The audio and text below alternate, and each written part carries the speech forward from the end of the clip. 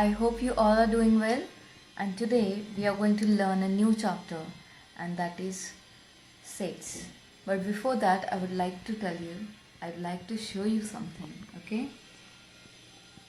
So I have a set of bangles here, a set of white chalks, and a set of colored bottles, okay? Sets, okay? So let's learn what is meant by sets.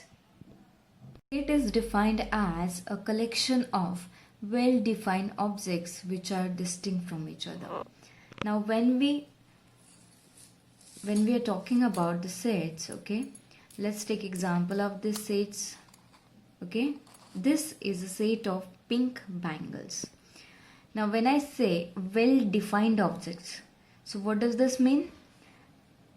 Pink bangles is well defined, okay, there's a condition, okay, they are not random bangles, they are pink bangles. So this is well defined objects, and which are distinct from each other means what? I can count them separately: 1, 2, 3 and 4. So these are distinct from each other, okay, and same goes for the colored bottles. Okay, now I'm just saying the collection of colored bottles, okay. So collection of colored bottles is well defined, and these objects are distinct from each other, okay. I can count them separately. This is set of 4 colored bottles, okay. What is elements of a set? Okay, the objects in a set are called as elements of that set, okay. Now this is set, okay. Let's assume that the set is A. So set A has 4 objects, okay. So this 4 objects are also called as elements of that set. So there are how many elements in this set? 4 elements in this set, okay. So a set of odd numbers less than 9. Now I'm going to write the odd numbers which are less than 9, means 1, 3, 5 and 7. Now this becomes a set, and a set is always denoted as the capital letter. So let's assume that this P is a set which is having 1, 3, 5 and 7. So these are the objects or elements of set, okay, the set of odd numbers less than 9. Now this, if we are talking about 3, okay, this 3 belongs to this set P, okay, and I am going to write it as 3 belongs to P. If 3 does not belongs to set P, or let's take it as 2, okay, this number 2 is even number and it does not belong to the set of odd numbers which are less than 9. So how will I write? 2 does not belong to P, okay.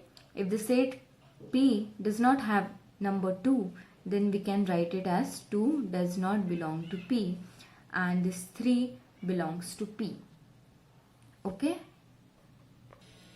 Now there are some common capital letters which are denoted to denote.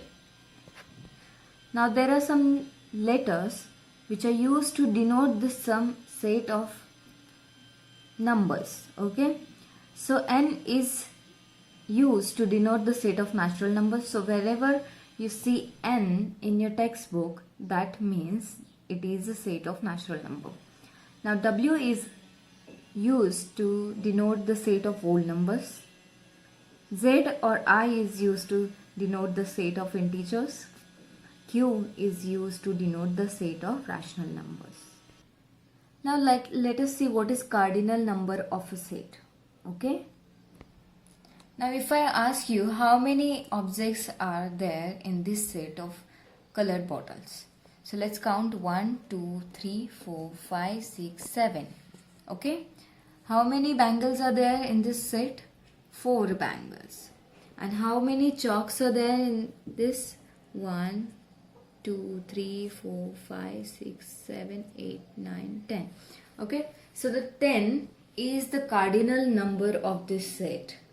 Okay, 7 is the cardinal number of this set of colored bottles, and 4 is the cardinal number of set of pink bangles.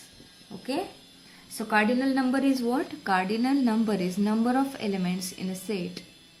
Understood?